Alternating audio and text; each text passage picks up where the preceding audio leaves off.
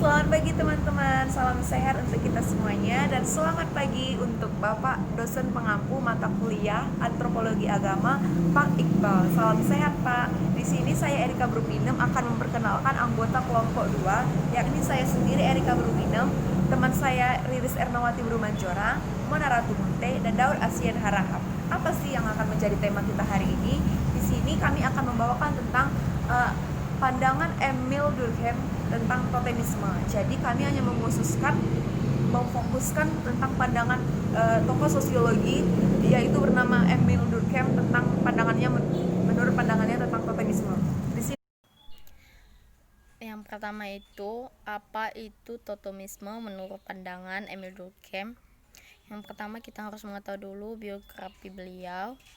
Emil Durkheim lahir pada 15 April 1858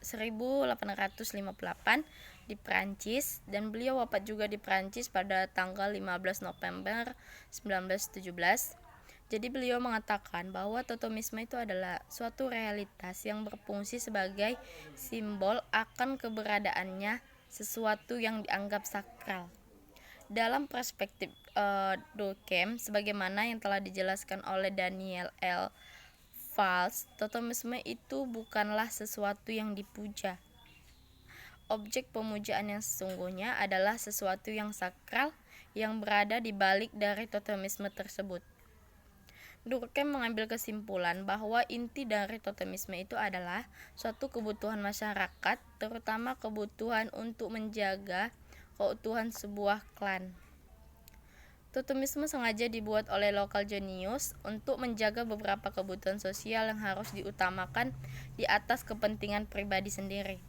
Sebagaimana yang diungkapkan oleh Farah Robertson Smith bahwa agama-agama suku lebih konkret kepada kepentingan komunitas daripada kepentingan pribadi.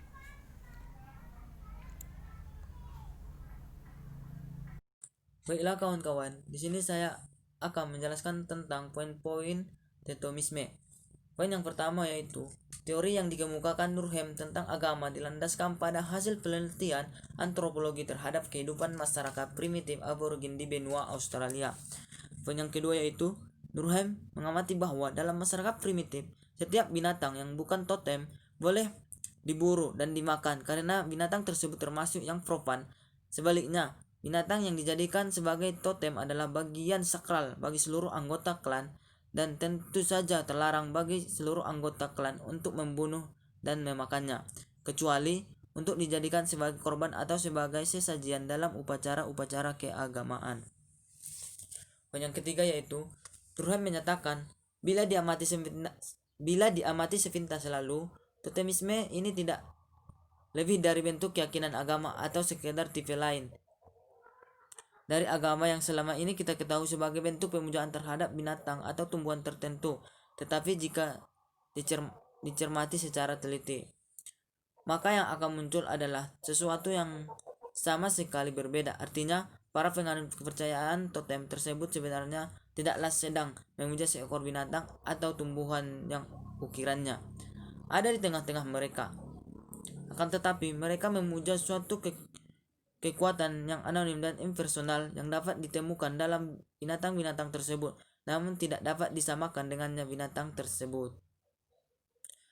Selanjutnya, tidak seorang pun dapat memiliki dan menguasainya, namun semua orang harus berpartisipasi dalam menyembahnya. Durkheim berhasil menemukan lambang atau simbol-simbol binatang totem tersebut sangat berarti bagi klan yang memujanya, karena binatang tersebut bukan hanya dianggap sebagai bagian dari yang sakral, akan tetapi juga merupakan perwujudan dan contoh yang sempurna dari yang sakral. Selanjutnya, sikap tersebut dapat dilihat ketika klan tersebut mengadakan upacara-upacara keagamaan yang selalu menggunakan simbol-simbol dari totem mereka, terbuat dari ukirannya atau batu dan diletakkan di tengah-tengah mereka dalam upacara tersebut. Poin yang terakhir yaitu bagi klan, totem tersebut adalah hal yang paling sakral dan dapat mengkomunikasikan kesakralannya itu kepada makhluk yang ada di sekelilingnya. Ritual dalam totemisme menurut pandangan Emil Durkheim. Ritual dalam totemisme diwujudkan melalui pemujaan, di mana pemujaan terbagi menjadi dua bentuk, yakni negatif dan positif. Di samping itu juga terdapat bentuk ketiga yang disebut via cular, yang berarti penebusan dosa atau kesalahan. Posisi bentuk ketiga berada di wilayah bentuk pemujaan yang pertama, yaitu di mana maksudnya begini. Jadi bentuk negatif itu yaitu untuk sebuah misalnya bentuk negatif itu sebuah penembusan dosa. Jadi dengan demikian tugas utama ritual-ritual yang tergabung ke dalam pemujaan negatif adalah menjaga yang sakral agar selalu terpisah dari yang profan. Maka pemujaan bentuk pertama ini biasanya berisi tentang larangan atau di totemisme itu disebut tabo. Sedangkan pemujaan bentuk kedua merupakan ritual paling utama sekali bagi masyarakat Australia adalah itu inti ciuma. Yakni apa sih inti ciuma itu? Yakni ritual yang berisikan tentang sebuah yang menggambarkan prosesi penyerahan hidup manusia kepada Tuhan. Kemudian Tuhan memberikannya kembali kepada mereka. Dalam praktek totemisme masyarakat aborigin Australia, ritual yang paling utama bagi mereka adalah inti ciuma. Jadi ritual yang paling utama bagi masyarakat aborigin di Australia itu yaitu tadi inti ciuma yang tadi Erika jelaskan, bahwa inti ciuma itu intinya itu adalah sebuah ritual yang paling utama sekali, yakni ritual yang menggambarkan prosesi penyerahan hidup manusia kepada Tuhan. Kemudian Tuhan memberikannya kembali kepada mereka. Jadi sama-sama saling memberi gitu. Dalam praktek totemisme masyarakat aborigin Australia, ritual yang paling utama bagi mereka adalah inti ciuma. Ritual ini dapat ditemukan di hampir setiap suku Australia. Namun bentuk pemujaan antara satu suku itu berbeda-beda, tidak selalu sama, karena masing-masing kelompok antara satu suku dengan suku yang lainnya tidaklah selalu sama. Karena masing-masing kelompok totemik memiliki ucapan inti ciumanya sendiri-sendiri. Dalam ritual tersebut, masyarakat yang melakukan pemujaan menyerahkan hidup mereka kepada Tuhan, kemudian Tuhan berikannya kepada mereka kembali. Kegiatan ritual ini yang oleh Durkheim diistilahkan dengan pertukaran sakral. Jadi atau sacred exchange, dan kegiatan ritual semacam ini biasanya dilakukan di awal musim hujan dan dimulai tempat tertentu di sekitar sebuah batu. Kemudian diikuti oleh sukacita keagamaan. Baiklah, saya Riz Ernawati akan melanjutkan penjelasan yaitu mengenai kesimpulan dari materi kami. Kesimpulan yang bisa kami ambil dari materi ini adalah bagi Emil Durkheim, tim adalah simbol klan dan Tuhan sekaligus, karena Tuhan dan klan pada dasarnya adalah hal yang sama. Penyembahan terhadap Tuhan atau dewa-dewa sebenarnya adalah bagaimana masyarakat primitif mengekspresikan dan memperkuat kepercayaan mereka kepada klan. Binatang ataupun tumbuh-tumbuhan yang digunakan menjadi totem karena klan tidak menginginkan sesuatu yang akan jadi simbol berasal dari hal-hal yang jauh dan membingungkan. Yang diperlukan adalah objek yang spesifik, nyata, dan dekat dengan keseharian masyarakat.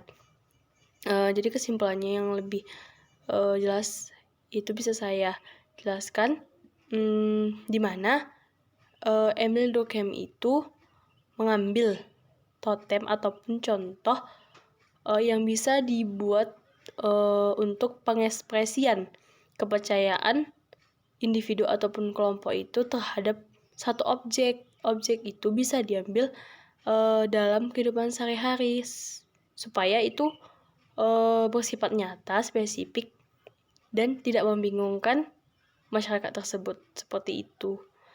Demikianlah hasil presentasi kami.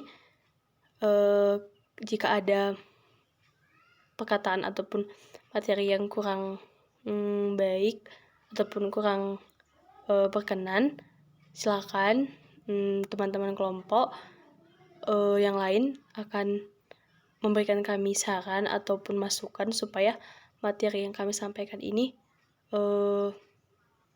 lengkap dan dapat kita mengerti semua dan menambah wawasan kita sekalian untuk membahas tentang materi ini. Demikianlah kami ucapkan. Terima kasih dan selamat pagi. Salam sehat buat kita semua.